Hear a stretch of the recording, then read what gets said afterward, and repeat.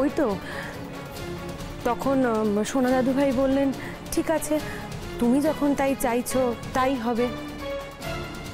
কাল তো তুমিই আমাকে বলেছিলে যে তুমি এ বাড়ি ছেড়ে কোথাও যেতে চাও না, তাই জন্যই আমি কষ্ট করে এ বাড়িতে ছিলাম এতদিন। না হলে আমার মতো একজন মানুষ তার কি এরকমভাবে এ বাড়িতে থাকার কথা? তুমিই বলো। তার উত্তরে আবার তখন সোনা ঠাম্মা বলল যে ঠিকই তো, একদম ঠিক, তোমাকে এ বাড়িতে তোমার মতো করে একটু করে আলাদা করে যে খাবার করে দেবো সেটা পর্যন্ত পারি না, সম্ভব হয় না। তুমি হলে গিয়ে সাহেব শুভ মানুষ, তোমার খাওয়া দাওয়া থাকা সব কিছুর ধরনই আলাদা, সেটা তো এ বাড়িতে সম্ভব হয় না। তাই চলো আমরা দুজনে মিলে আলাদা একটা বাড়ি কিনে চলে যাই।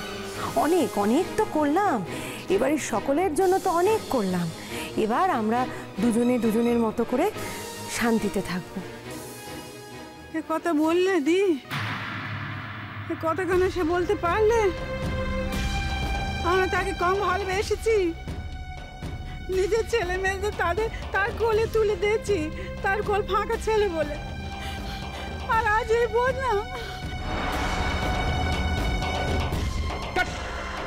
নাকে কানটা কেঁদে না তো, কে বলে কাকে কান নিয়ে চলে গেছে উনি তার পেছনে ছুটছে। আরে কথাটা কি বলছে সেটা ভেবে দেখতে হবে। জানি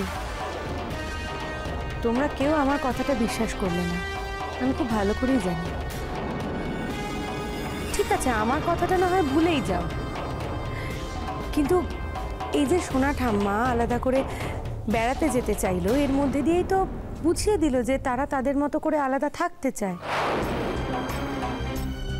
তোমাদের যদি একটু বুদ্ধি থাকতো তাহলে তো তোমরা সকলেই সেটা বুঝতে পারতে, তাই না?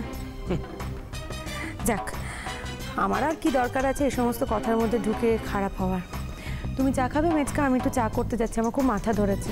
বানাও, আমি খাবো, এক কাপ বানাও। দাদু ভাই তুমি চা খাবে?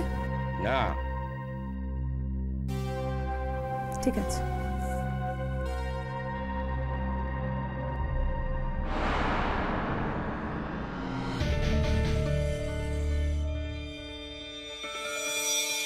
কাঁদবেন না, ভূমির কথা কি আমরা কেউ ধরি নাকি? ও তো সব সময় সবার নামে বানিয়ে বানিয়ে বানিয়ে বানিয়ে কথা বলে, চেনেন না ওকে? ঠিক আছে, তেমন হলে আমি একবার সোনা জেঠির সঙ্গে কথা বলে দেখবো। না না না, তোকে যেতে হবে নি, মোটে যেতে হবে নি। সে কারোর সঙ্গে ভালো করে কথাই কয় না আজকাল।